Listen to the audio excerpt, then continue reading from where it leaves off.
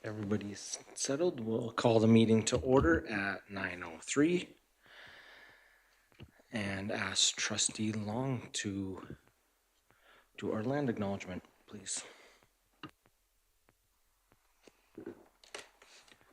Okay, welcome to our division office located on the traditional land and territory of Niitsitapi, Pukani, Kainai, and Siksika, the Blackfoot people, within the Treaty 7 region of southern Alberta.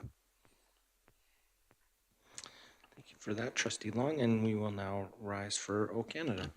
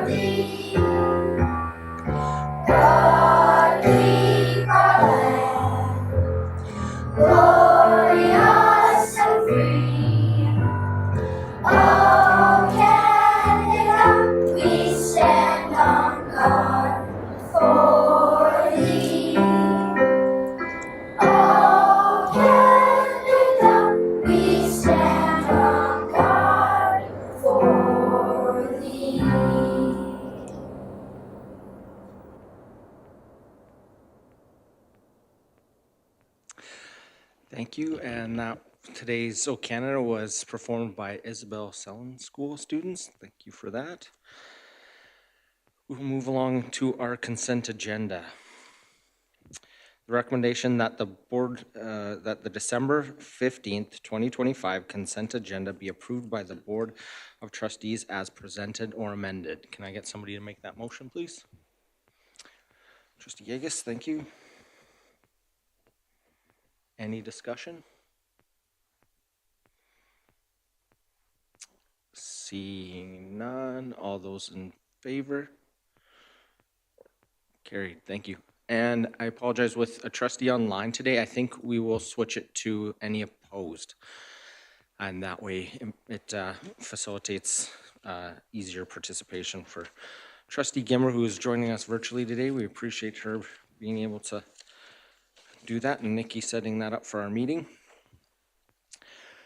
Ask for any emergent changes to the agenda and for the recommendation that the Board of Trustees, that the December 15th, 2025 regular board meeting agenda be approved by the Board of Trustees as presented or amended. Can I get somebody to make that motion, please? Trustee Burdette. Any additions to the agenda? Seeing none, all those opposed? That is carried. Thank you. Moving on into our declaration of conflict of interest, that the Board of Trustees declare if they have any conflicts of interest relating to the agenda items from our December 15th, 2025 regular board meeting, and if so, should declare them.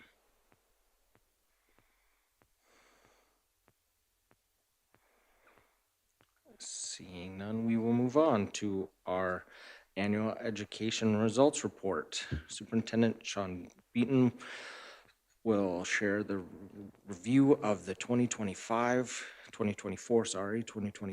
annual education results report for the Board of Trustees approval. And I'd ask for a motion that the Board of Trustees approve the 2024-2025 annual education results report for the Livingstone Range School Division. Trustee Yegas, thank you. And I will turn it over to Superintendent Beaton.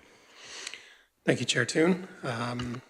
And good morning, everybody, and welcome to the last week before winter break and our meeting today.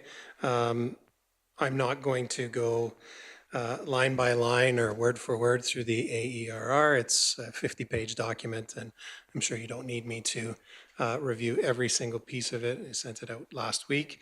And when I sent it out, I did indicate that I would have liked to get it out sooner to you folks, but with changes in deadlines for our schools and gathering the information from their AERRs, I wanted to include that in the one that we did here.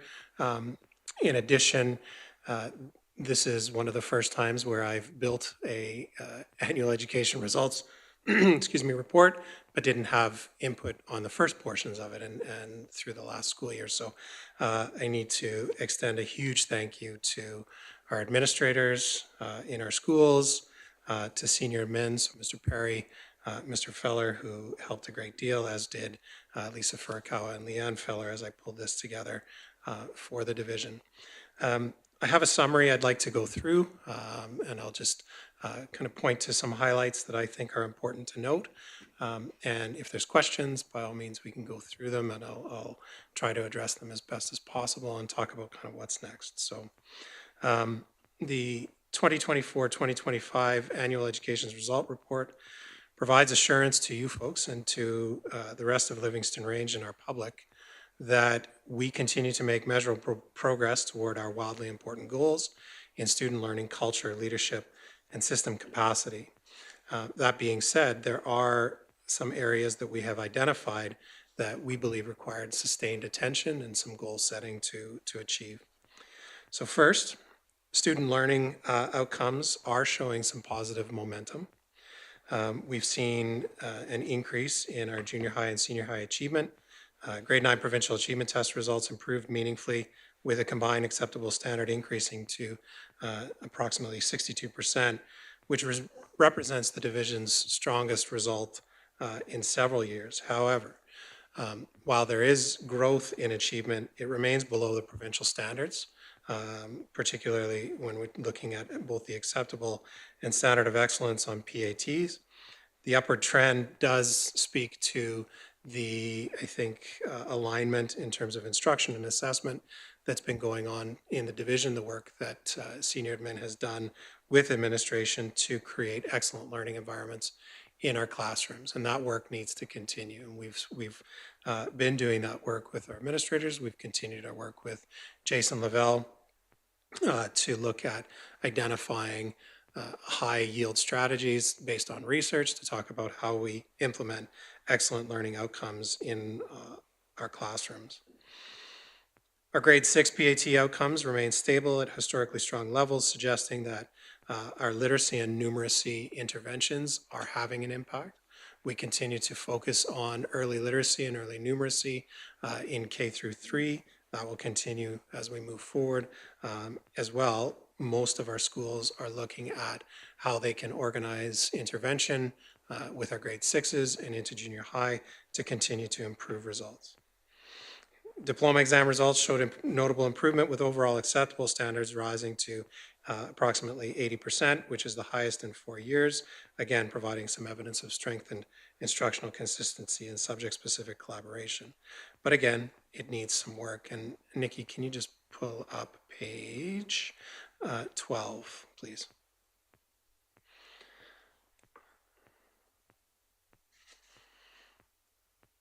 That's the one. Thank you. In looking at this page, this, I believe, demonstrates where our work needs to lie. So in looking at our PATs, it's a lot of low. There's some improved significantly, but this is where the bulk of the work needs to be spent. And I was speaking with Mr. Feller this morning in looking at our PATs for English language arts, mathematics and science, particularly at grade 9 levels, and understanding how we can work with our teachers to better improve those results. I think it is important to recognize that while there is a number of categories there that are low or very low, in many instances we are within a few percentage points of provincial average. The problem is the provincial average is also low. So I don't want to just be average. I would like LRSD to excel, and so we still need to do some work there. In terms of First Nation, Métis, and Inuit student learning, This does remain a significant area of concern for the division. Though early indicators of improvement are evident, we have had higher graduation levels at FP Walsh last year. We had higher graduation levels of our Indigenous students at Matthew Halton High School. Much of that can be attributed, and I listed this in the AERR, to the support of things like Jordan's Principle. And now that that funding has ceased, we need to find other ways to engage with our Indigenous communities and students to help improve performance on some of those standardized measures. So, as I said, I do believe that there is some improvement within the grade 9 Indigenous PAT results, how, in particular mathematics and science, and I think that reflects the impact of targeted academic supports across our schools, combined with relational approaches and some culturally responsive practices. Our diploma results for our Indigenous students remain stable, while high school completion data indicate that extended timelines and flexible pathways are supporting more First Nations learners to graduate over the 5-year threshold. And we will continue to focus on culturally grounded instruction, community partnerships, and academic identity to improve those results. Student learning engagement results are a clear strength for the division that can be seen throughout the MRA results and throughout the APORI results as well. Engagement increased across all stakeholder groups with our students, parents, and staff, reaching the highest overall level recorded since the implementation of the assurance framework. These results affirm the division's sustained emphasis on welcoming, caring, respectful, and safe learning environments, strong relationships, leadership development, and student voice, of which we've talked about here many times.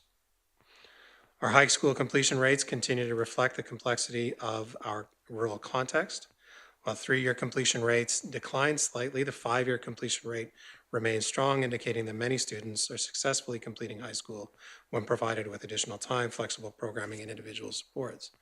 And we've talked about the value of our transition to post-secondary. We've talked about the work that the division has done on dual credit opportunities, on introduction to the trades.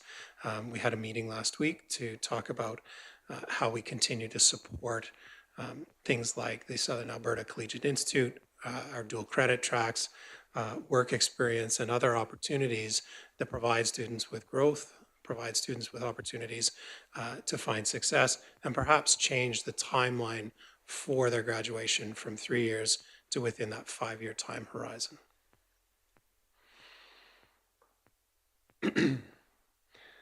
Our teaching and leading indicators remain strong and stable, reflecting high confidence in instructional quality and leadership across the system. Parents reported increased satisfaction with the quality of education, and teacher and student perceptions remain consistently positive. These results demonstrate the value of sustained investment in professional learning, collaborative response, leadership development, and instructional coherence across schools.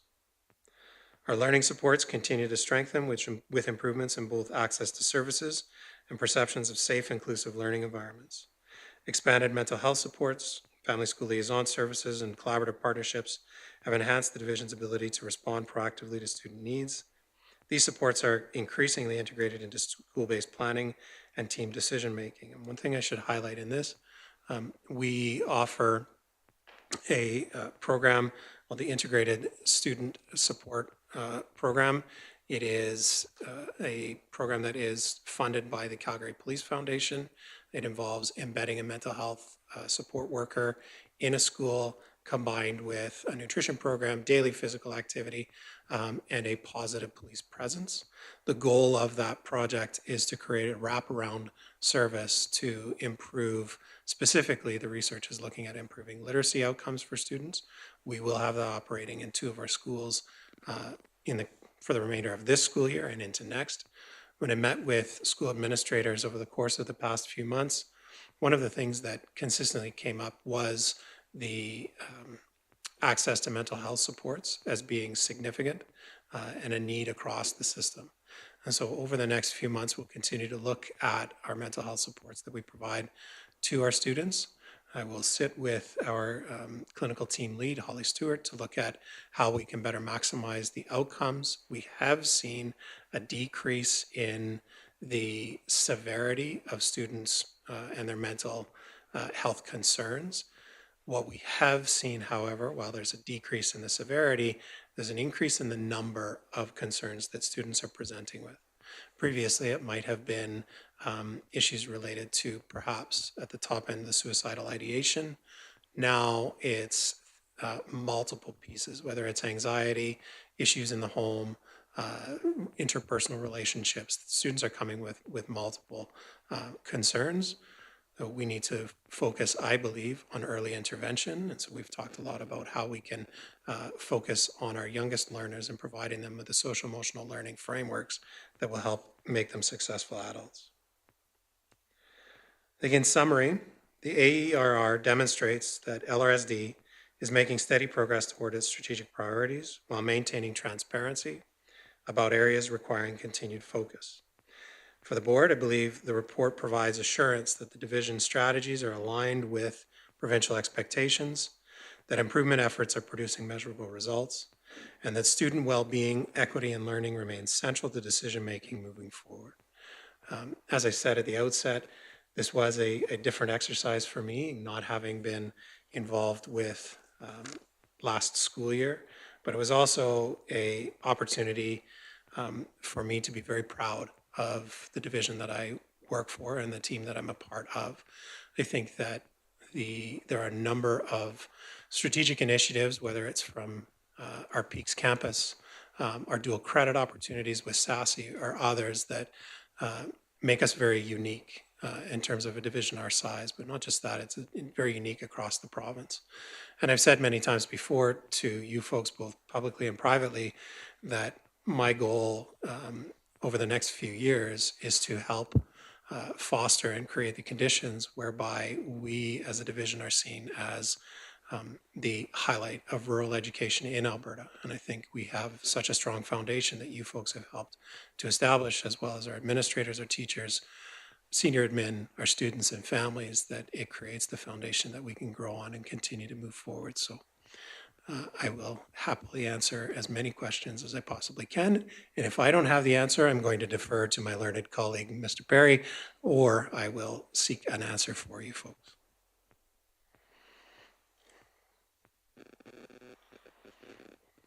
Thank you, and thank you for the report today. It was really great to look through.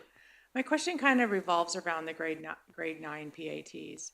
It kind of always has been and Yeah. still is a concern. I just wondered if within your conversations with central office, that is there anything in particular that you really find that shows why there's still such a concern? Although we saw a little bit of growth this year, they just don't seem to ever get much growth, and it's a concern for me. It is, yeah. And I don't know why grade 9 PATs are such a big gap between the 6 and the 12. I think it's an interesting question, and there's two parts to it that I believe, and I have to do a little bit more digging to really solidify my understanding. I think part of it has to do at times with the configuration of our schools.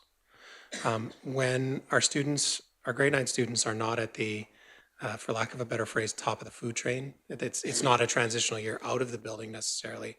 It does create a bit of a mindset that we need to work on, I think, with our schools about the importance of those assessments and how our students can be successful. I think in other schools where grade 9 is the last year in the building, that can have a positive impact, perhaps. I also think we need to look at the strategies that we're using relative to mathematics.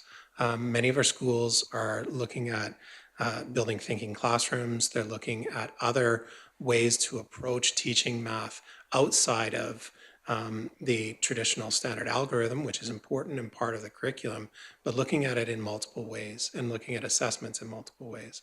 So over the next few months, I have a number of questions that I need to go back to our administrators and ask for clarification to help understand what they're doing within the classrooms, how that's having an impact, or if it's having an impact, and what we can do going forward. I do think it needs to be a very strong part of our education plan moving forward in looking at specifically our results in junior high, because they are low. And there's no way, I won't try and sugarcoat it. They're not great. And I think we have some work to do in better understanding and asking questions about what's going on specifically. Any other questions? Go ahead. I guess not somewhat, well, it's still kind of a question. You touched on it a little bit around our FNMI students. Yeah. And it was really great to see that in grade 9, actually, the PATs jumped from 26.7 to 42.1, which was really great to see that. And I just wonder if there's still more strategies that we are going to implement in supporting our FNMI students and getting those graduation rates back up again, too. And I think, again, in speaking with administrators and Mr. Feller, a lot of the success is attributed to the support through Jordan's principal and the staff that were hired for to work with our Indigenous students specifically. I think we need to find as a division how we can bring to bear those strategies again. It's going to be doing as much as we can with finite dollars, but I think the research demonstrates, not just for Indigenous students, but for all of our students, when they feel connected, capable, contributing, cared for members of our schools, results improve. And I think we have been working very diligently, both Mr. Feller and I, to arrange meetings with our Indigenous partners, with our elders, to talk about how we can approach improvement in results. So in terms of specific strategies, I don't have any at this moment, other than to say, along with looking at our junior high, it's asking questions. And I think it's also honoring the lines from Murray Sinclair and the Truth and Reconciliation Commission report about nothing without us, or nothing about us without us, sorry. And I think bringing our partners together to have those conversations. Thank you for that. Trustee Gimber, I see your hands up. Yes, thanks. So my question's in regards to the high school completion rates. And I know that it's not something that's broken down for us in terms of rural schools versus urban and the Alberta numbers.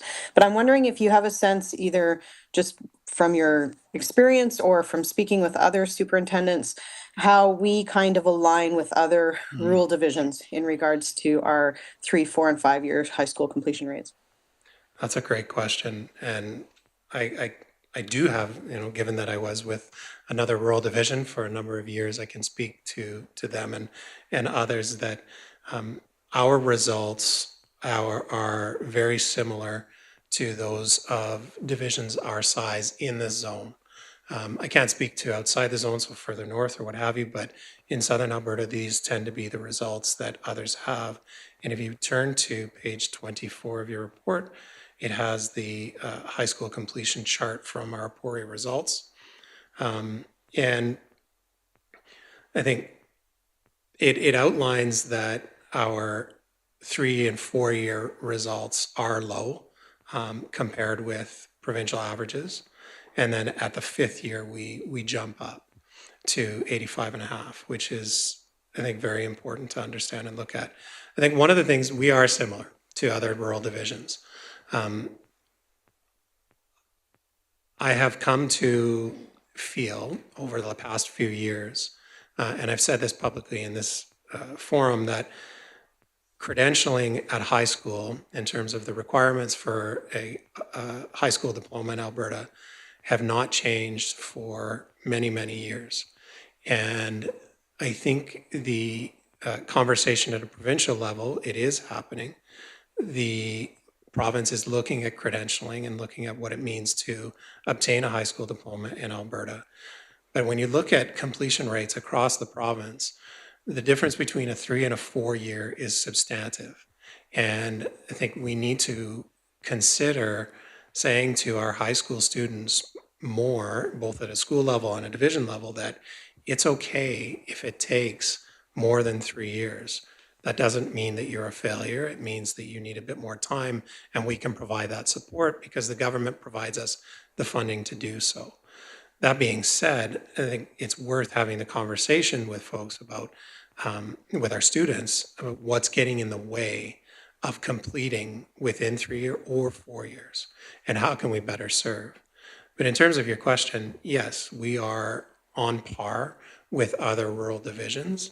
I would like to see it higher, particularly at that 3 and 4 year. I think fifth year graduation rates, approximately 86% of our students are graduating after 5 years after they've started high school. That's a good thing, but I would like to see it even higher in the 4 and the 3. Trustee Charchin? Thank you. I have a couple of questions. Can you speak to the First Nations, Métis, and Inuit participation rates in the standardized exams? Off the top of my head, I can't, but I can get you an answer to that. My understanding is that at Matthew Halton, it was 100% of our Indigenous students participating in the diploma exams, but I can get more specifics for you. Thank you. My second question is around our English as additional learners. We know that the majority of our students in that category come from our colonies. Yes.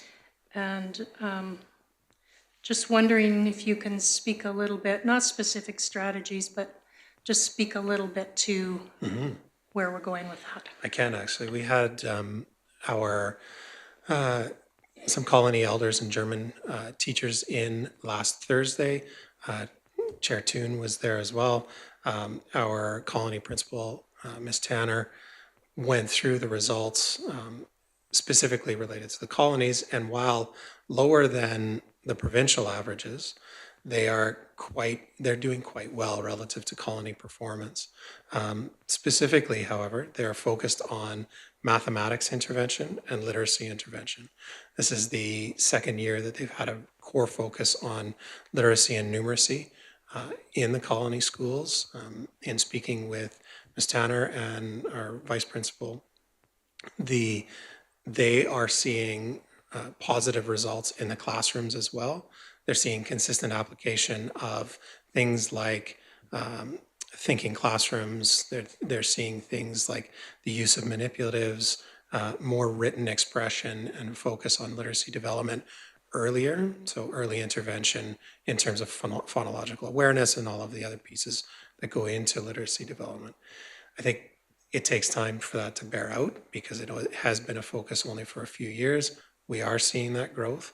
But the thing that I would point out, similarly to our results across the board, both for our high school students and PATs, our results for our EAL students are on par with other divisions our size with those complexities. I think the thing that we need to remember outside of the colonies, first, we do have some students who have come into the division that English is an additional language.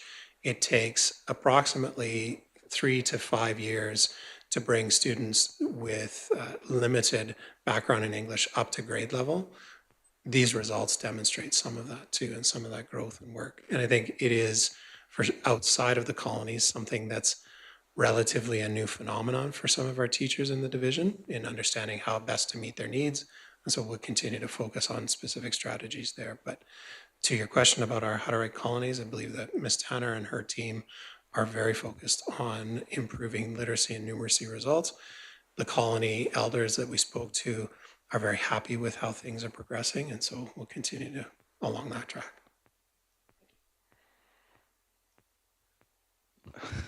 Trustee Hodges. I just have one more question. In the past, it's been explained to us a little bit, when we're looking at an overall average of Livingstone Range, because we are rural and we have smaller student bodies, it's sometimes the numbers can be skewed because if students are missing the test or anything like that. And so when we look at something overall, I guess we have to look at it with a caution because it's not always as it's presented. And so I just wondered if you could speak to that. Is it still about the same, or when we dive down to the individual schools, that's better where we get our data? So Yes and yes. So Okay. in terms of how information was reported, and I included in each one of the charts that's produced by the provincial government, it has the notes and it has, with caution, because the threshold for some of these results, and I'll give you a very specific example on page 16, when you look at the provincial achievement test results for grades 6 and 9 students or First Nations students as well, you'll see a number of asterisks across the board, particularly related to our K&E courses. And that's because there are not enough students who participated in order to produce results. However, they're still included in the overall result, right? And while it won't be reported individually, those factor in. In addition, any student that doesn't write the assessment, it shows up as a 0, right? And so it does create some statistical anomalies that need to be taken into consideration. And then when you look at the individual school results, which is what I wanted prior to producing this, you can see better where individual schools are performing. And it does, you have to take this, charts, graphs, statistics are a part of the story. I think diving in and getting the narrative is also part of the story and understanding it. So these are skewed to some degree. Having conversations with our administrators and taking these results in theirs is the next step. I'm gonna ask Trustee Charchin to have one more brief question, then I'll have one, and we'll wrap it up if there's nothing else. Thank you. I'm looking at the screeners on page 22 in particular around the numeracy piece. My experience is that in mathematics, there has not been a way to be able to identify grade, where you are at grade level. Correct. And I'm just wondering in the second last column, how they're identifying the average number of months behind grade level in terms of Yeah. So assessment and post-assessment. that's a good question. So this was pulled together by our learning services team, and it wasn't just looking at the numeracy screener. And so they took the screener results and then dove a little deeper with those students and teachers and administrators to better understand approximately where students are in terms of their average number of months behind grade level. I will say it needs to be taken with a bit of, not skepticism, that's the wrong word for it, but a bit of caution, because it is difficult to put an exact number on that, as you know, as a math teacher. It is hard to specifically determine how far back, because there's multiple factors that go into it. This is an approximation based on the screeners, based on classroom performance and other assessments that they're using in. Mr. Duke. Thank you. Question centers around wildly important goal number 3, with the diplomas changing because of the labor stoppage and the first semester not writing diploma exams. Is there going to be divisionally tracked teacher grades that will be looked Yes. at for this first semester? Yes, for this semester in January.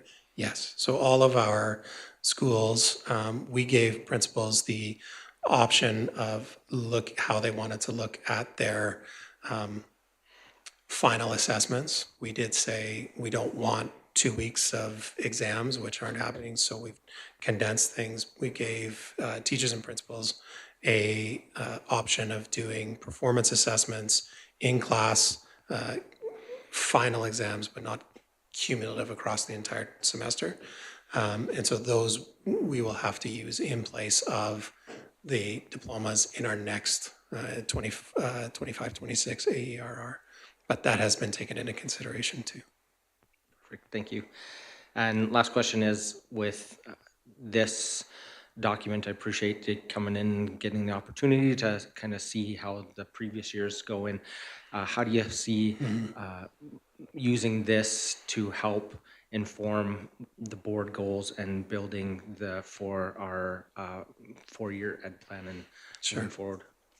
So one of the things that, when I started the school year, I met with every one of our administrators. The labor action postponed some of that, and I finished my interviews with administrators at the end of November. I had 10 questions that I asked administrators, ranging from tell me about your school to help me understand the changes that might need to be in place in the building to improve outcomes.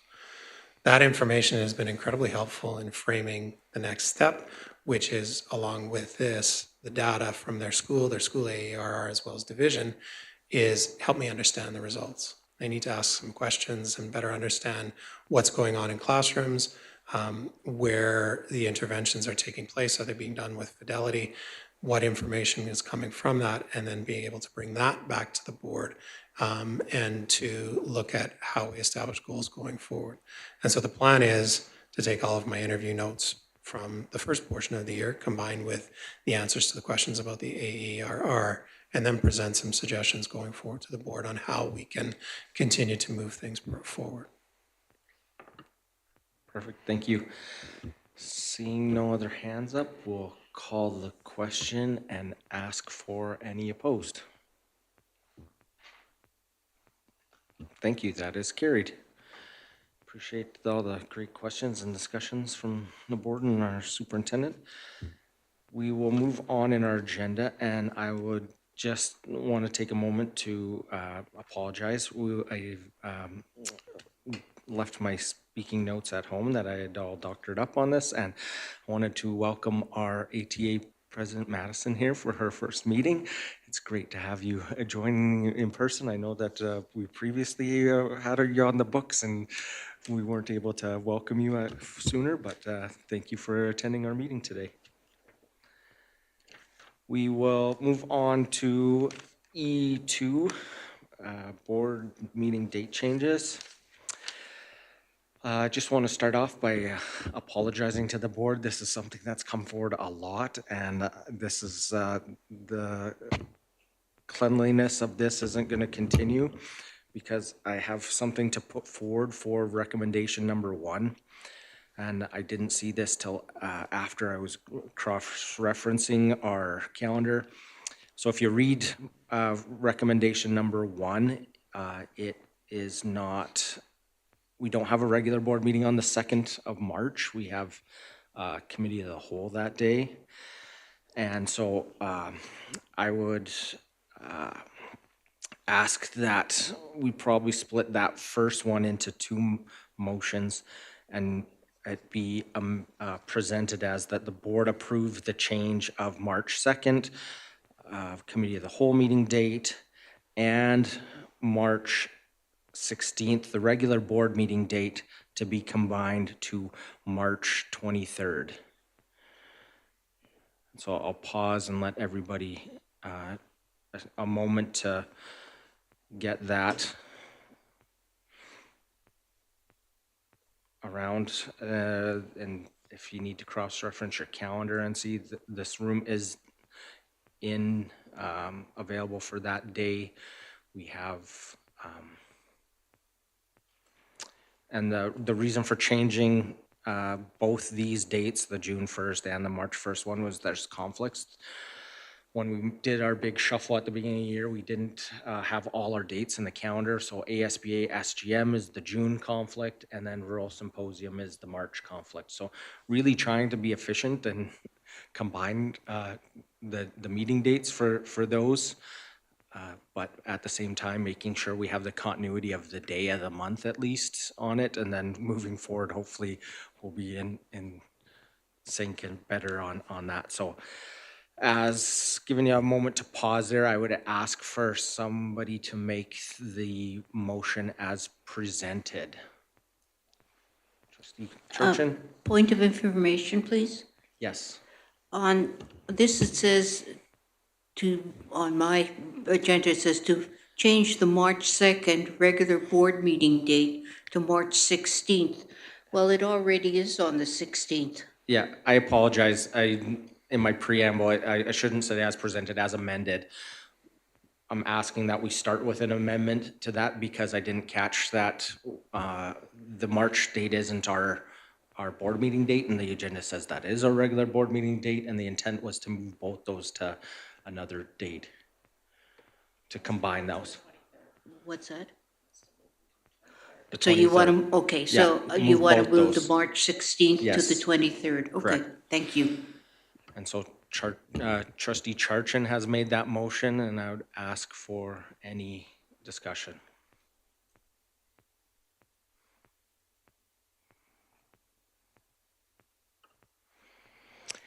Seeing none, I appreciate the board's willingness to move some dates. No, Trustee Yegas? I just looking at my calendar, one of the possible dates we had for board,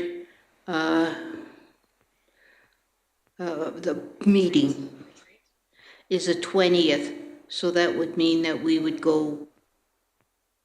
have meetings on Friday and on Monday. Yeah. Okay. Right now, it's looking like the more successful date out of it is the 27th, but administration's still looking at that, so we would probably have that locked in for our next meeting. I know we want to give everyone a lot of time with those dates as well, so I appreciate you bringing that up. That was some of the consideration. Trustee Long? Are we not putting the cart before the horse? So, like, for example, why wouldn't we have our meeting on June 1st unless we pass recommendation number 2? So before we pass recommendation number 2, we're canceling meetings in March and June and setting one date. Now, I understand the March date because that happens to be Rural Symposium. But why are we canceling these other meetings and combining into one date in the month when we haven't even passed recommendation number 2? Great question. These ones were, the recommendation was to combine those based on our work list and what we have going through with the chair and the vice and our superintendent for those specific months. Those were traditionally some of the shortest for amounts that are on the work list. So there isn't enough to justify full day meetings and for sure in those months. So those are some of the least one. And traditionally February was usually combined and December was usually combined. So those ones were already ones that typically did, but that's a great question because if you looked even in the calendar that we approved, we had back-to-back meetings a week apart from the first week of March to the last week of February, and that really doesn't, administration's asked that we have longer gaps between the meetings so that they can prepare the information for us and reports. But the rationale isn't for this motion because we're combining all those. That's a separate motion further down. The reason for changing the first is because it's ASBA. Yeah.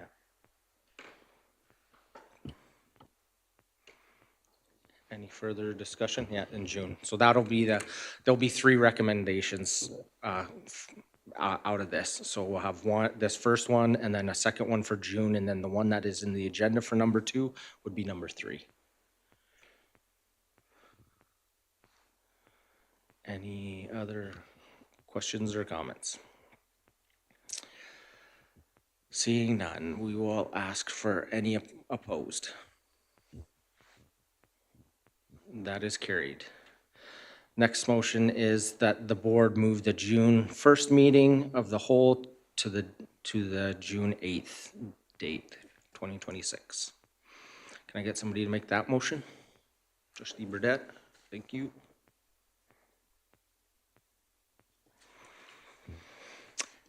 And again, it was highlighted, this is because their SGM Spring General Meeting in Calgary is on that date. Any discussion? Seeing none, all those opposed? Carried. That brings us to recommendation number 3, that the Board of Trustees approve combining all meeting of the whole all the meeting of the whole meetings and regular board meetings into one on the scheduled board meeting agenda. Can I get somebody to make that motion? Trustee Churchin, thank you. And would you like to speak to that, Trustee Churchin, or would you like me to? Thank you. Sitting with our vice chair and superintendent, this was something that we've seen after reviewing the last couple meetings and how efficient we were able to accomplish the things that we needed to in one day. It does make for a longer day, but it really, we're not seeing with the work list and what's coming forward enough to justify having multiple days in a month of everything that from now to the end of June. We can really, I think we felt, prepare the board by having enough time in between the meetings for administration to come back and bring more reports and present more things to us. We can sit down strategically as a board at a committee of the whole and ask which things we would like coming up, and as we did in the past, get presentations in a schedule moving forward on what we'd like to see at a board and what timing makes sense to have those presentations based on what decisions we're making and or about to make. One of the things that this motion doesn't say, but around the intent side of this, was to keep those meetings in the calendar for committees to claim and have first dibs on that. That's something that we really found beneficial when we had a specific date in the calendar that was traditionally there. It wasn't hard for committees then to populate, and we could have multiple committee meetings in that time. So the intent isn't for those dates to completely go away, but to transition into allowing ease of calendaring for committees to use those dates that when they're still available, and we can collaborate and make sure that everybody's getting an opportunity to fill those dates. So that was kind of the rationale behind that, and so I'd open it up for any discussion.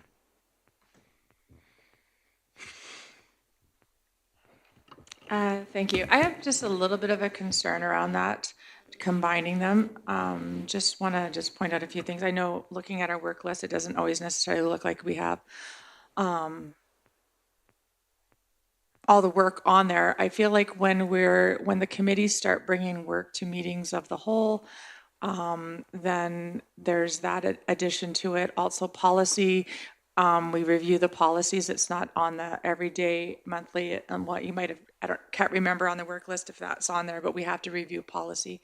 Also at our meetings of the whole, and usually, typically, we've used meetings of the whole to help prepare for the next board meeting. So I just worry that we're going to run out of time to get everything finished by the end of June by combining, having either our board meetings in the morning and the meeting of the wholes in the afternoon, without really truly looking at all the work of committees that come to meetings of the wholes and the work that comes outside of the work list. And I think the work list actually needs to be revamped.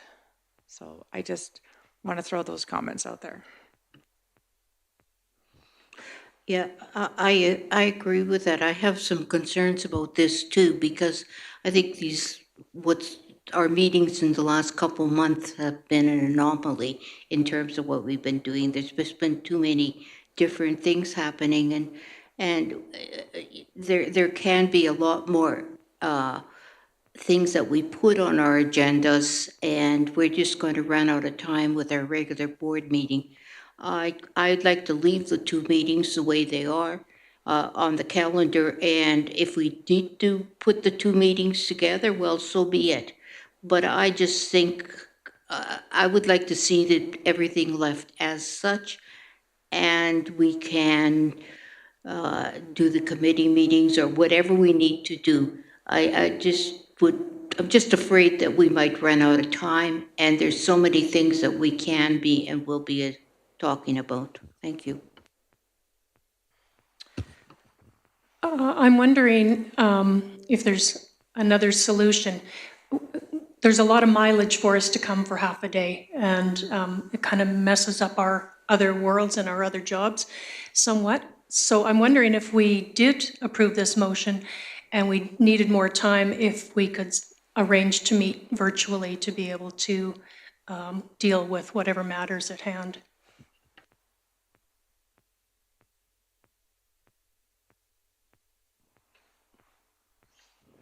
Well, I think leaving the meeting dates in answers that question. Those dates would be booked and they could be virtual. It's just a matter of saying that we're going to meet for half a day on the day that's booked on the calendar rather than having to survey all the trustees and try to find a day to meet. It's already in the calendar. I first of all, I would like to commend both the chair and the vice chair for our previous two meetings, where we have got everything done in one day, board meetings and meetings of the whole. So I totally support this in terms of having one meeting a month. If we can do that, I think it's great. However, I don't know why we would have to cancel at this point the other meeting date. You have it there so people don't plan anything else. The only two people here that really don't have a life they have to schedule is Trustee Yegas and myself. So you've got that day booked. We don't have people booking work on those days. They're available. And it could be for committee meetings. It could mean that something emergent comes up and we do need it for the trustees. We have the one meeting, and you make the agendas.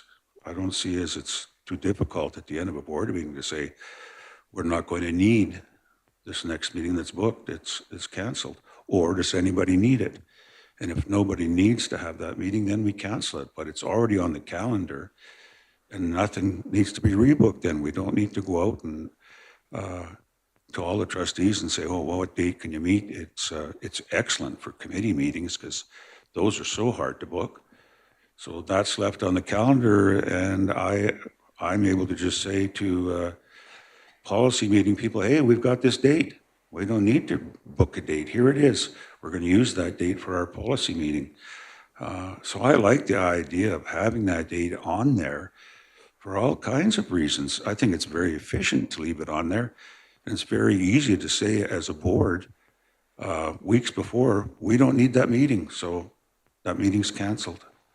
And somebody might pipe up and say, oh, no, we need it for a policy meeting. So just to address a few things, I would ask if Trustee Long is proposing amendment to add language that allows as needed in there, because currently we don't have any language in approving our calendar. Those dates have to come to the board. They're set in board motion, so the chair and the vice and superintendent can't say, well, we don't need this, we're going to cancel it. I know previously we had dates where we had committee of the wholes that were designated as needed and they could fall off without a board motion, but that's the rationale of bringing this forward, is to say, if you'd like to say, combine them as needed as an amendment.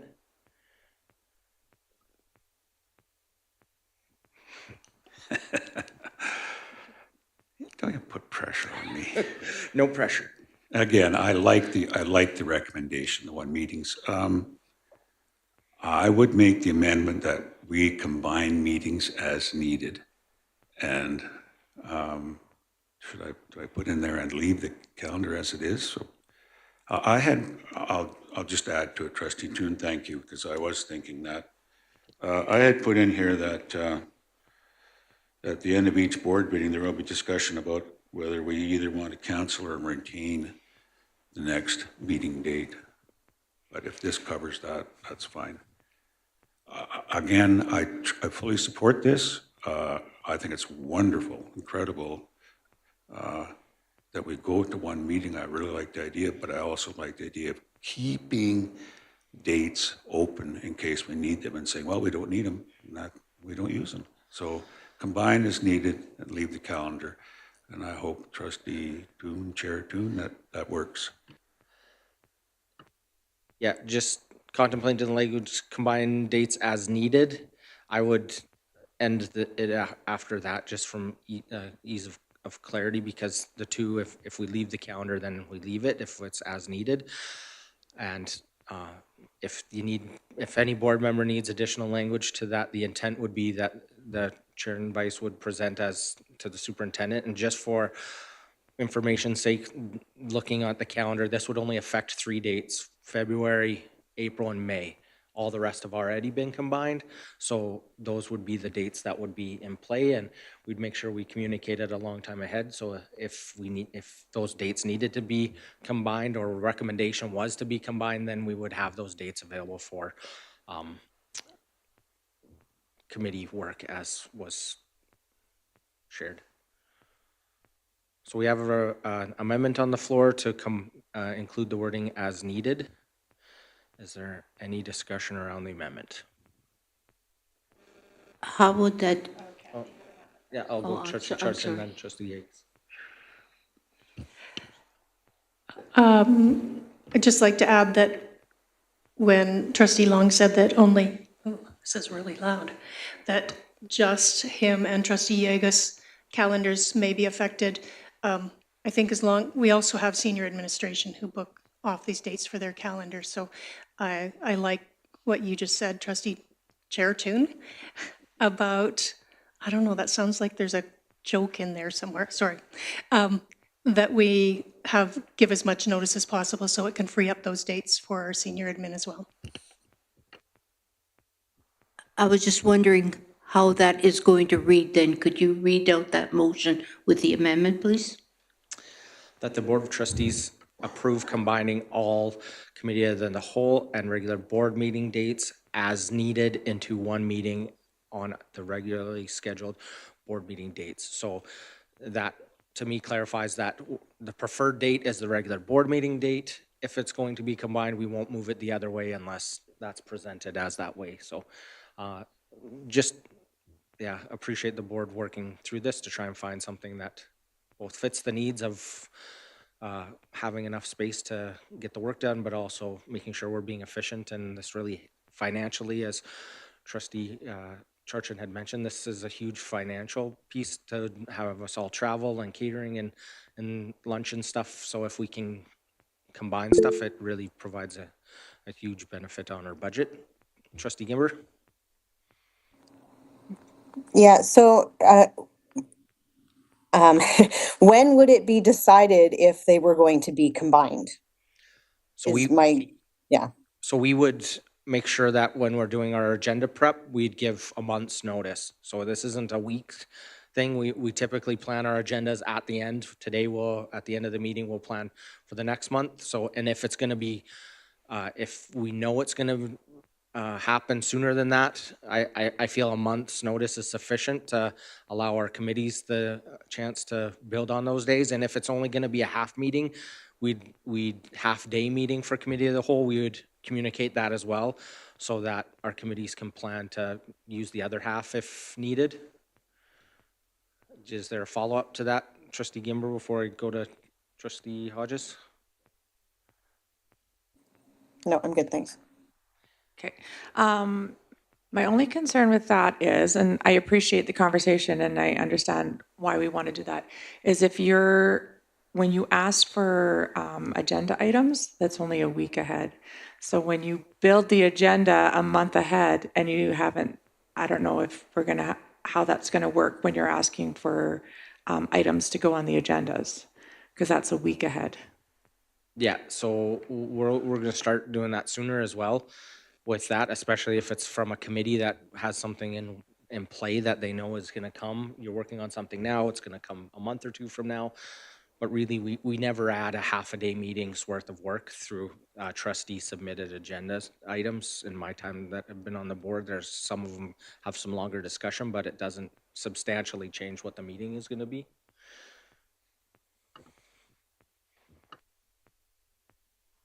Yeah, and I'll add to that, trustee Hodges, and if there was something come up, one of the other trustees said, there isn't any reason why we couldn't have a 2-hour online meeting that was booked for something that came up, and that certainly prevents us all from having to drive in too. It's excellent.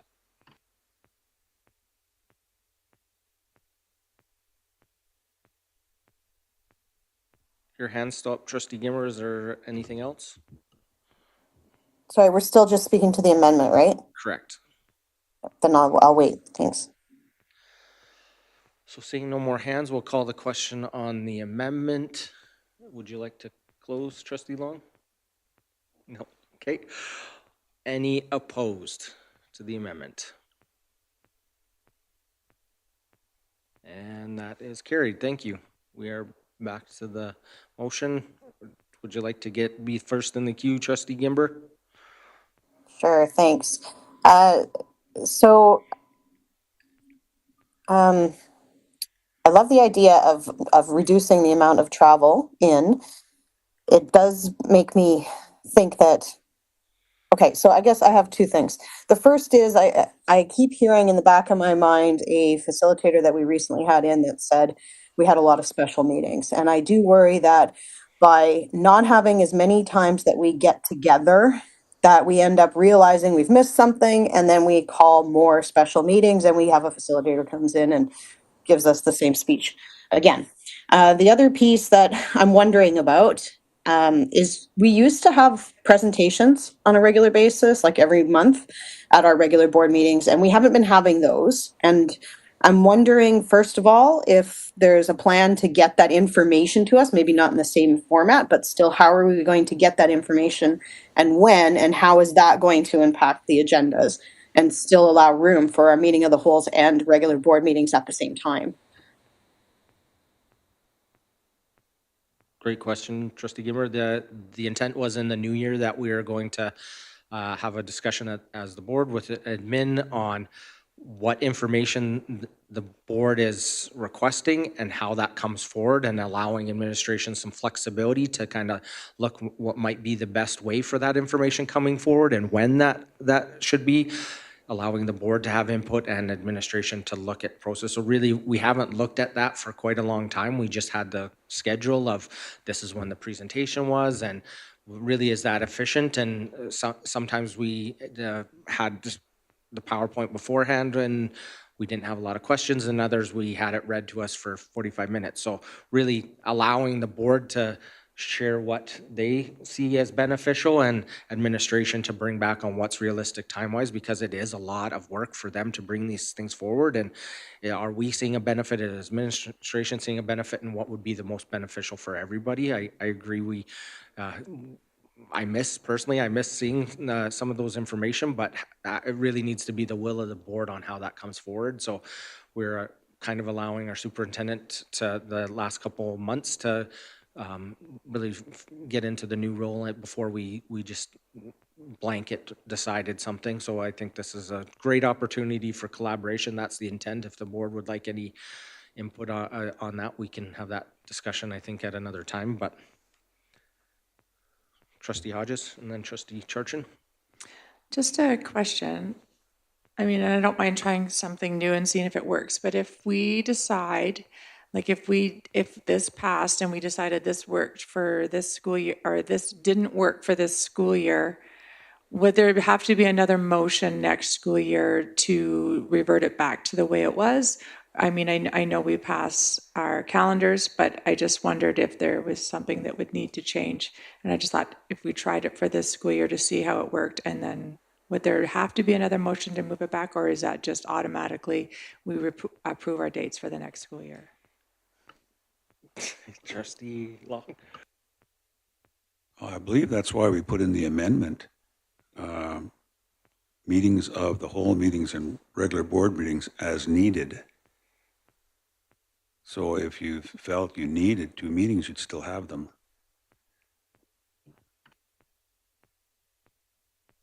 Yep. So again, we'll have opportunity to review this as part of our evaluation process, part of our whole date setting going forward. So I apologize because at the start of the year, I didn't think the 4 meetings in, we'd be still talking about meeting dates. This isn't something that we really want, but here we are. So we're trying to get all these things in a row and make it so we don't have to bring forward to a board meeting. And I appreciate Trustee Long's amendment that helped get us here as chair and vice and superintendent. we're just facilitating the work of the board, and if we need more time, that's great. We can have the ability to do that with this motion, but if we don't, then we're being efficient and not waiting till a board meeting to come back and say, by the way, I'm sorry that was in your calendar for so long. We're gonna next week cancel a meeting because we have some meetings that are a week apart, and that's just not really efficient.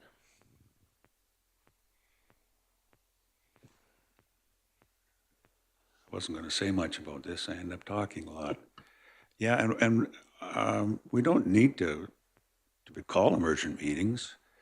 I wouldn't call it that. And you already have a second date in the month if you need to meet. So I like it all around. It wouldn't be as if we didn't have a date booked and the chair and the vice chair had to get a hold of everybody and say, hey, can you meet on this date? If we need to meet, there's a date on the calendar already there.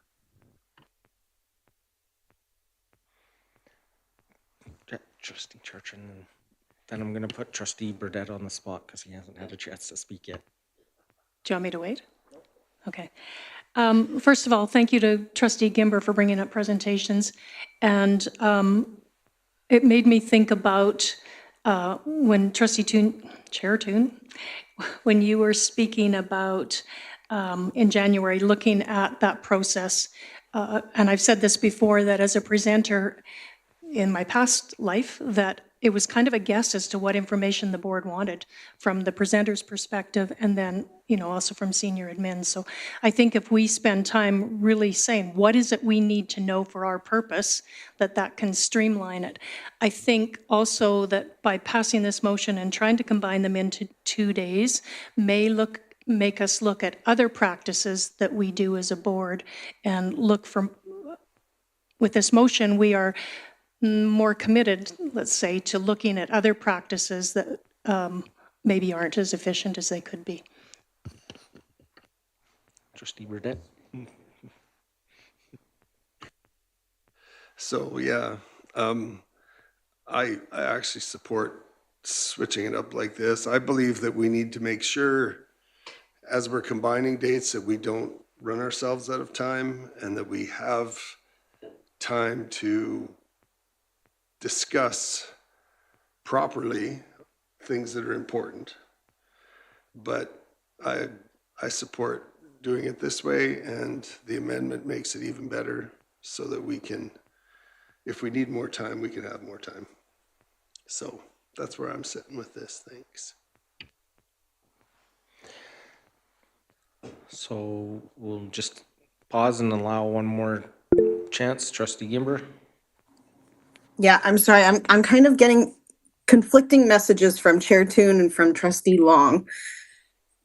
So can you just explain one more time how it's going to be decided when we need a meeting of the whole? And my concern here is that we're going to block off a date in our calendar, which may or may not be needed, and we won't be told until last minute when we have very busy calendars and other things, not LRSD related, that may need to fit into those spaces. So I just want a very clear understanding of the timing of when we're going to know if we're going to be meeting on that Monday or not for the one that's being held as meeting of the whole right now. So the intent, and if you'd like to amend and add some more clarification in there, if anyone feel free, but the intent from the chair would be that we sit with the vice chair and superintendent and we give you a month's notice, or after the meeting, like today we would sit and meet, and there isn't one in January, but we would start working right away about the one in February. We'd reverse math and see kind of what's on the table. And again, this would, as was shared, we need all the committees to be really proactive about sharing what they have coming forward, and making sure we're having those discussions for both committee of the whole and board meeting agendas. So that would be where that would be at. The intent is not to do any of this last minute, and if we need process and a motion, we can do that from a rising or through this motion or whatever would need. But that's kind of how it would be. Okay, I have a follow-up then. I can't see anybody else, so I don't know if anybody else has hands up. No, go ahead. But so looking at the calendars, then there is, like, I'm trying to understand why we just don't cancel them all together, because when you look at the calendars, you don't really have any, because of the motions that have already been made to combine the ones that we've already combined. And like, there's really no instance where, like, April 20th, I guess, is the only one. And that won't even fit, because if you guys meet, if you meet, you and the vice chair and the superintendent meet on April 20th to decide whether or not we're going to need the next meeting of the whole, which is scheduled for May 4th, you'd only be giving us 2 weeks notice. There is no month notice there. And that's really the only one that fits in the calendar that even suits this. I'd be much more, you know what? Okay, I want to make an amendment. And the amendment is to leave the meeting of the wholes where they are, but change them to virtual.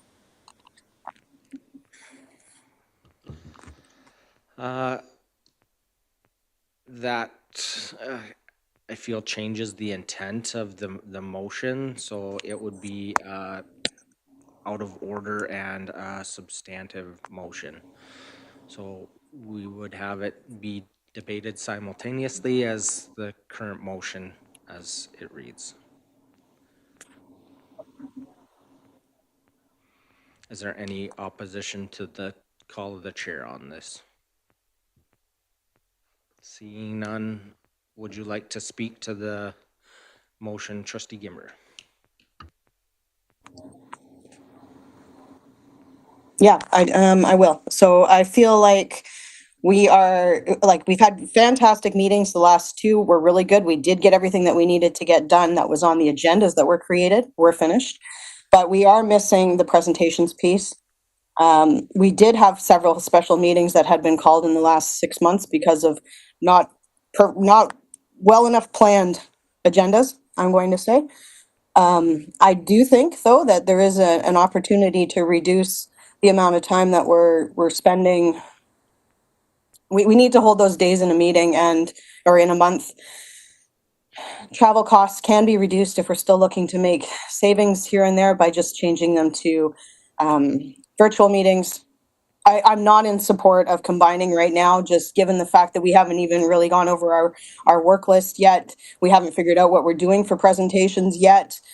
So I think it's premature to just say, let's go ahead and combine everything. And I think it's not fair to not give people ample time to cancel and rebook things into their calendars. So we book these things at the beginning of the year so that they're in our calendars and booked and expected to be working on those days, and to be continuously amending them and changing them right now. We need to just get through this and get it booked. So that's it. Before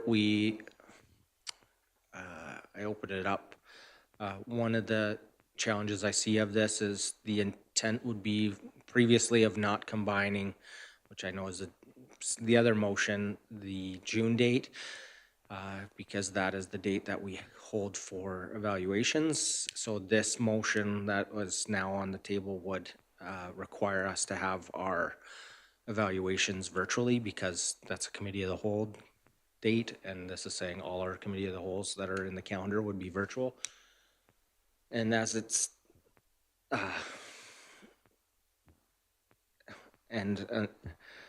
I would ask that we put in a word of saying standalone committee of the whole dates, because I don't think the intention is we hold a regular board meeting in the morning and then have to go virtual in the afternoon. But that's what, if you went strictly by what the motion says, would you be open to that? And okay, Yeah, that's what the intent was. if there's no opposition from the board, we would unanimously change that to say standalone committee of the whole dates, just for ease of debate. Okay, seeing no opposition, throw it out there for discussion on either motion. Trustee. I just have a clarifying question, because you just reminded me about the evaluations. So does that still affect the evaluations, the standalone, if we moved it to virtual? This motion still would say we'd have to do our things virtually, which we can Right. easily change. It could be amended to excluding evaluations, but Right. yeah. Okay, I just needed to understand that. Thank you.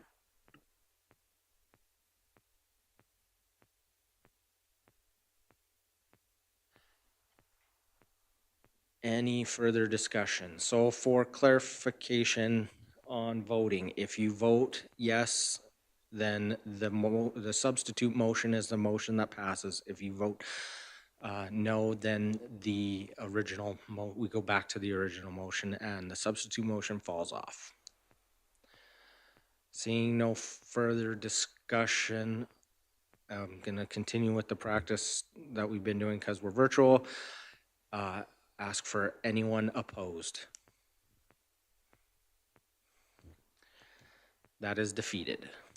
And we are back to the original motion that the Board of Trustees approve combining all meeting of the whole and regular board meetings as needed into one meeting on the scheduled regular board meeting dates. Any further discussion? Call the question. If there is no opposition to calling the question, and I would allow Trustee Long to close. It seems so long ago that we started this motion, but you are the mover, so you can close. Yeah, I think we've left it open. We're going to attempt to have single meetings when we can, but we've left ourselves in the position where the dates that we have on the calendar that we set at the beginning of the year are still there if they're needed by the board or by committees. We've left ourselves open to possible online meetings, which is excellent. And as Trustee Tarchin said, this is efficiencies, and yeah, I think it's a very good idea. Thank you for that, and we will continue on with asking for I'll read the motion one more time, that the Board of Trustees approve combining all meeting of the whole meetings and regular board meetings as needed into one meeting on the scheduled regular board meeting dates. And I will ask for anyone opposed. We have 2 opposed, and that is carried. Thank you. We can now, would anyone like to raise their hand if they would like a quick health break before our next agenda item or move on? Trustee Long, okay, perfect. We will take a quick 10-minute health break, so thank you, and we will continue on with our quarterly report next. Thanks.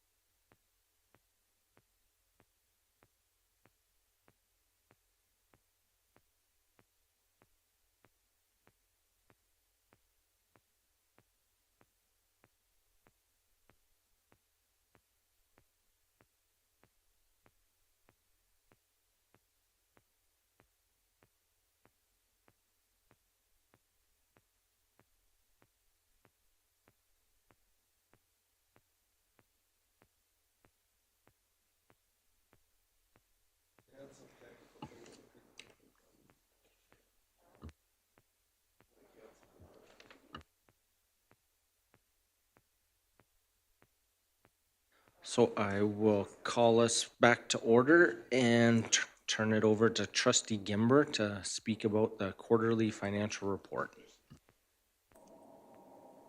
Thank you. Yeah, there was some technical issues, so the quarterly financials were not able to be prepared in time for a meeting with the audit committee the other day. Therefore, it's been postponed until the beginning of January, and we'll have to move this to the January agenda. Thank you for that, Trustee Gimber. We will anxiously anticipate it arriving in January. That will move us in our agenda to E4, advocacy plan.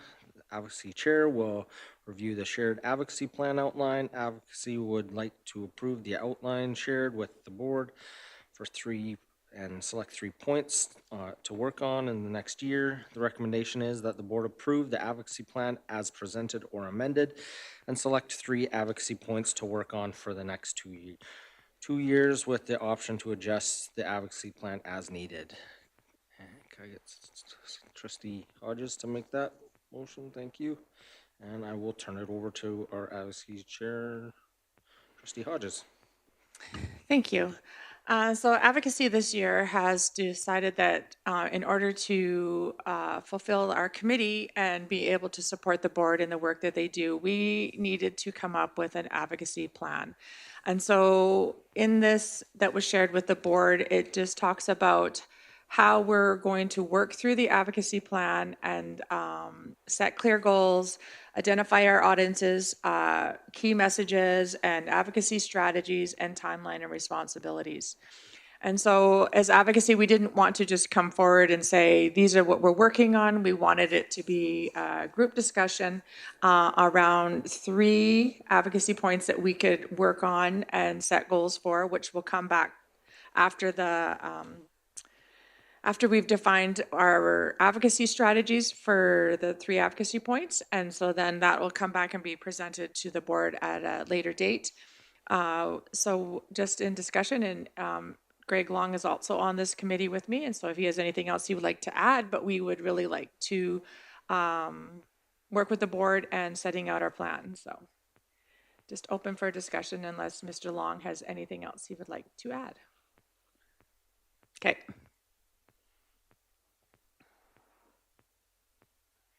Any discussion? Picking 3 advocacy points to work on. So if we approve the motion, I think we'll do a motion arising to set the 3. We'll approve the plan with the points, and then we can have a motion arising to do 3 afterwards, if that works. Oh, sure. Yeah. I want to just say thank you to the advocacy committee for putting this forward. I think this really helps clearly define what we're going to do as a board going forward. Is there any questions around it, or Mr. Long? It's a good time to give Trustee Hodges a pat on the back because we often see in our email advocacy from other boards that are sending things out to us and MLAs and MPs that are excellent.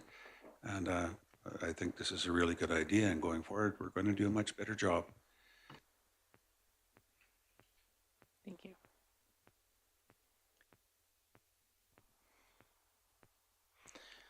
Okay, seeing no other discussion, we will call the question that the Board of Trustees approved the plan of 2025 outline as presented and select 3 advocacy plans to work on for the next 2 years with the option to adjust the advocacy plan as needed.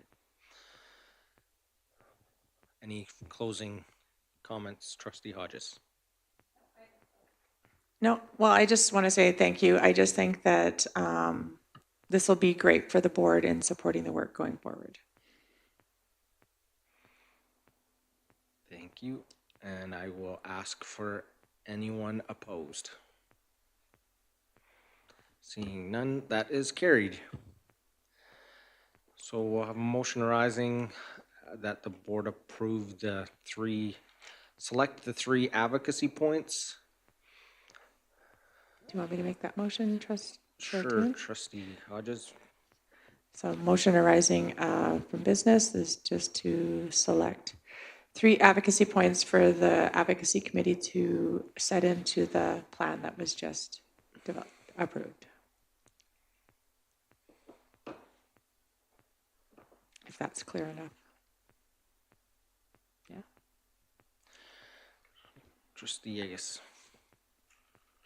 I was just wondering if the advocacy committee had any ideas that they wanted to put forward before this discussion starts? Maybe. Just hold on a sec, I'll just bring this. So when I was looking at a plan, I did have 3 thoughts in there, and so maybe we could start with that, and then we can maybe take off or adjust as there. So one of them would be increased and revised funding for rural public education, improved mental health supports in schools, and equity in programming and access.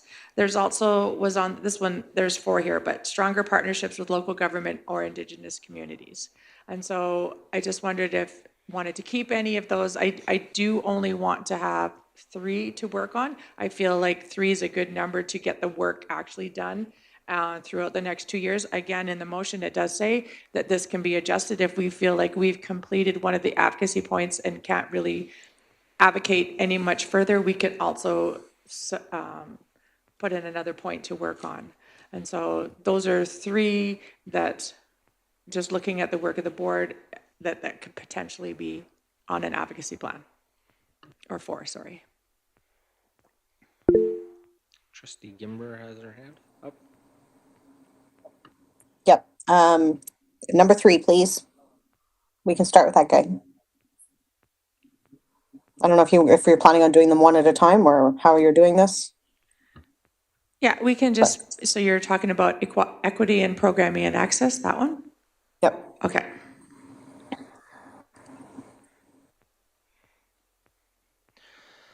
Maybe if we could, Nikki, just have all 3 go up. Are you able to, was that part of what was previously shared? No, it was shared at a meeting of the whole, yes.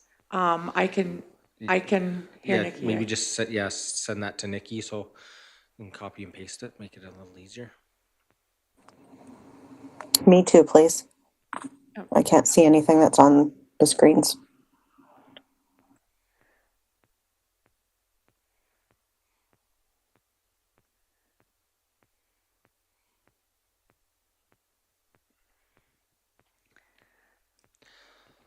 So one of the things that was, just as we're talking, I'll bring up I really like the 3 things that were highlighted. It's something that I know we've worked on a lot before, but the 4th thing that was mentioned, I think is really good for us to keep in mind, but isn't as much as an advocacy point, or it's more of an action in the advocacy plan. So I really like the 3 that were mentioned.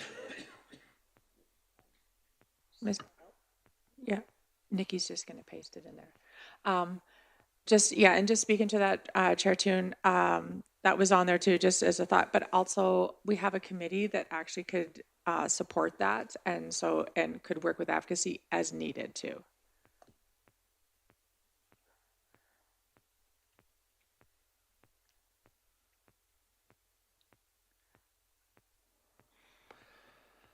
They're listed now, so Nikki has them on the agenda. Increased and revised funding for rural public education, improved mental health supports in schools, equity in programming and access. So those were just some examples if the board so wishes, the advocacy committee could move forward on those. The only thing that I would say is I like the word equity, and I don't know how it best fits into number 1 advocacy plan, but that is something I know that we've asked for in the past, where equitable funding was Equitable funding. So maybe we can just put equitable funding in there, and then that can just cover all the bases, and it can just go advocacy can just work with that, yeah. So I have trustee Yegus and trustee Churchin.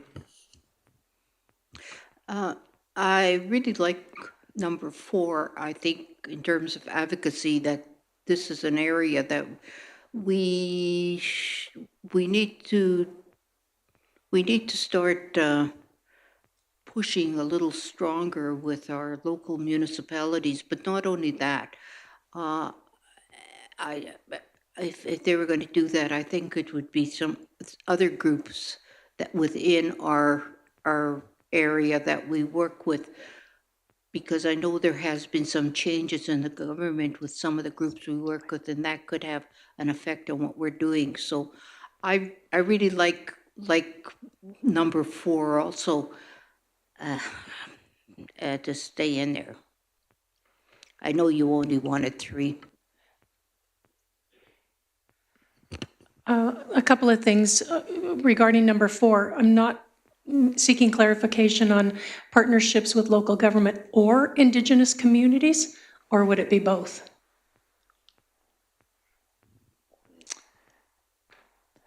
Can I just speak to that just a tiny bit, just in response to Trustee Yegus? So further down in the plan, it says identifying audiences. Who do you need to influence or engage? And so under there, decision makers like our minister, our MLAs, municipal councils, trustees, stakeholders, all of that is part of this advocacy plan.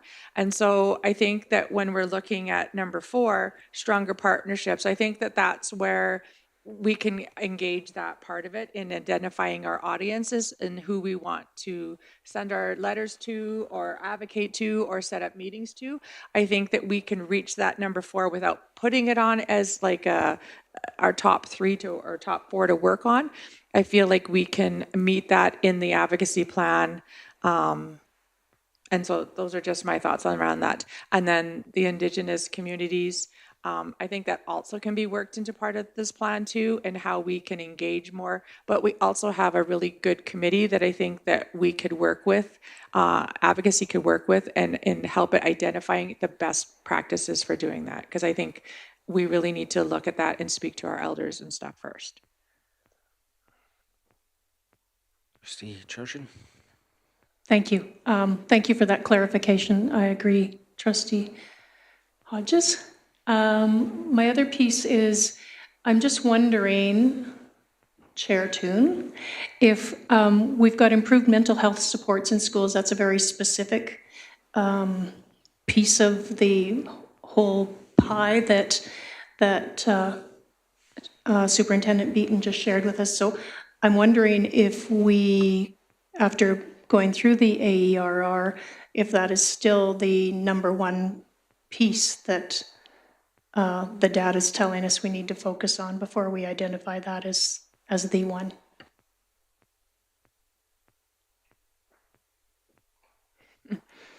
I think when we sit down as a board and we have those bigger conversations, when we're building our ed plan and everything like that, we're going to be setting some pretty good goals there. And so I think that although today, if we put these on here, again, in the plan that was approved, we can adjust and move these as needed too. And so if we feel that after our conversations that this is not the biggest priority that we need to work on, we can absolutely look at it again and adjust it and put something else in there. But I think that we just need to have something approved right now, but it also says to adjust the advocacy plan as needed. And so if after those conversations, we have something that the advocacy plan needs to take more of a priority on, then we will do that. Just before I go to Trustee Yegus, I'm going to ask anyone who hasn't spoken yet if they'd like to speak, and as they're pondering who would like to go first out of those, I would just highlight the above motion said 3 advocacy points. So if we're going to add to this, we need to keep in mind something needs to come off. So don't want to put you on the spot, but we need to kind of stick to those 3. Trustee Burdette put up his hands, and then I'll go to Trustee Gimber and Trustee Long. I think I just missed the boat. I was just, so if I get what you were saying is that number 4 was more like the process that we use to work on these other ones, right? Because we have to figure out who we're going to talk to and how we're going to do that. Okay, so I agree with that. So I can live with these 3, and that they took that one off, so that makes sense to me now. Trustee Gimber?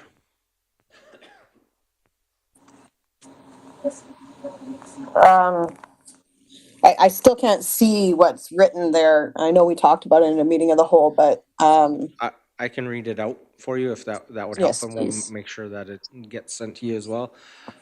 So number 1 is equitable funding for rural public education. Number 2 is improved mental health supports in schools, and number 3 is equity in programming and access. So those are the 3 that we have on the floor right now, and I'll give you a chance to think about that if you need it, and then I'll go to Trustee Agus, and just put your hand up if you'd like to speak. I don't want to keep putting everyone on the spot, but just want to make sure we're giving everyone an opportunity to speak. Thank you, Trustee Hodges, for explaining that number 4, that totally makes a lot of sense. But my question is you say the third one, equity in programming and access. I could understand the access part, but what do you mean by the programming?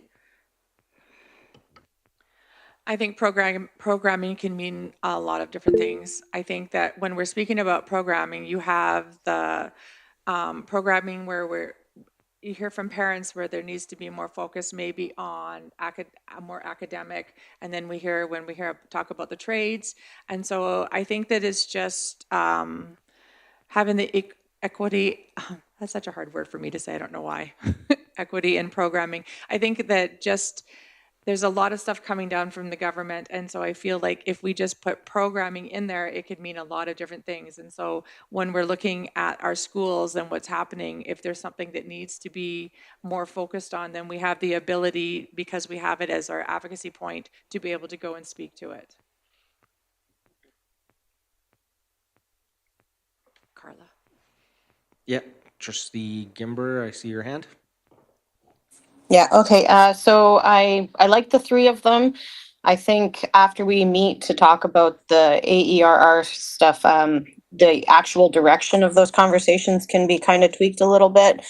I certainly feel like increased funding is important, not necessarily just for rural, but even just when we look at our 3, 4, and 5-year completion rates of high school and how we're not funded to keep kids in that long or students in that long, even though they're, according to the Education Act, permitted to be there. Like that's just a glaring example of something that is should be corrected and we could advocate for.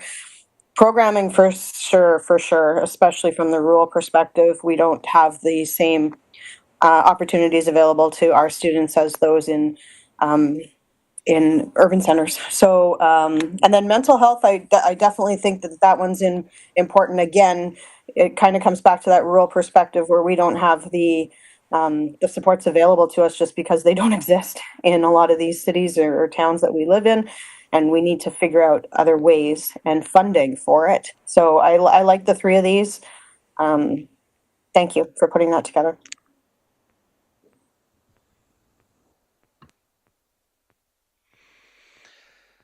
Okay, seeing no other hands up, I'll just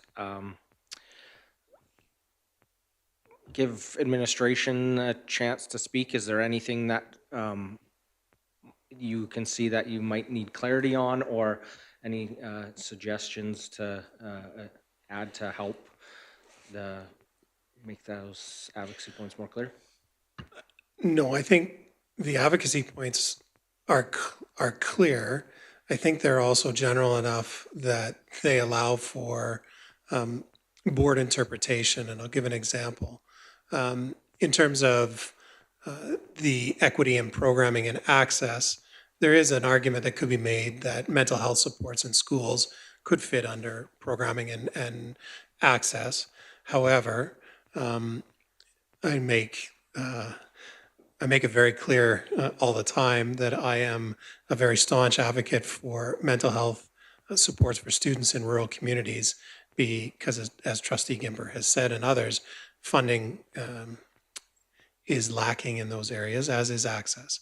And so I think having that as a standalone item demonstrates the commitment of the board to promoting and advocating for rural youth mental health. These are all areas that, based on the AERR, I think are very worthwhile in promoting advocacy within. So these are all areas that we can get behind very easily.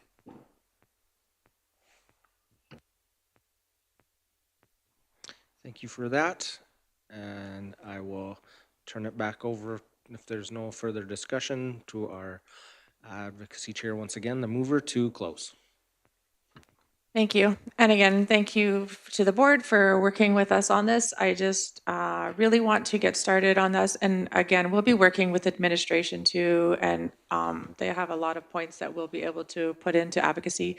And so now that we have our advocacy 3 points, we'll come back with our setting our clear goals, identifying our audiences and key messages and advocacy strategies, so that when, as a board, we are out there speaking to the public, we're all saying the same thing. And so we will be bringing those back probably sooner than later, because I feel like our year's running out for this one. And so we just really need to hit the ground running. So thank you. Thank you. And with that, we will call the question and once again ask for if there's anyone opposed. That is carried. Thank you all so much. So as we move closer to our in camera, I just wanted to highlight a couple quick things before we do that. We've received some correspondence from the MD of Willow Creek, from Reeve Sandberg, in response to the letters that went out, and that was forwarded to everyone. The intent is, going forward, we'll have a correspondence portion of our consent agenda.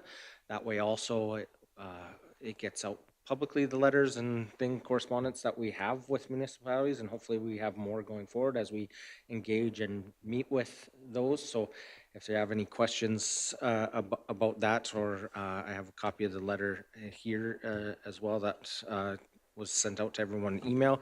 And then also another thank you card from Carl, our facilitator from our session up at ASBA. He just wanted to thank us for working with him and for how great discussion we had there. So wanted to say how much I appreciate the board's willingness to do a lot of the PD as returning trustees. Sometimes it's easy to say that we don't need some of these things, but I felt that it really helped bring our board together and set us up on for some great conversations, and has sparked a lot of things as we sat around the ASBA table and talked about things that are upcoming. There's a lot, I think, of great innovative things that every one of us is trying to bring forward. So again, thank you all, and want to wish everyone a Merry Christmas and a safe and Happy New Year as we travel into that. And I would ask for a motion to go in camera at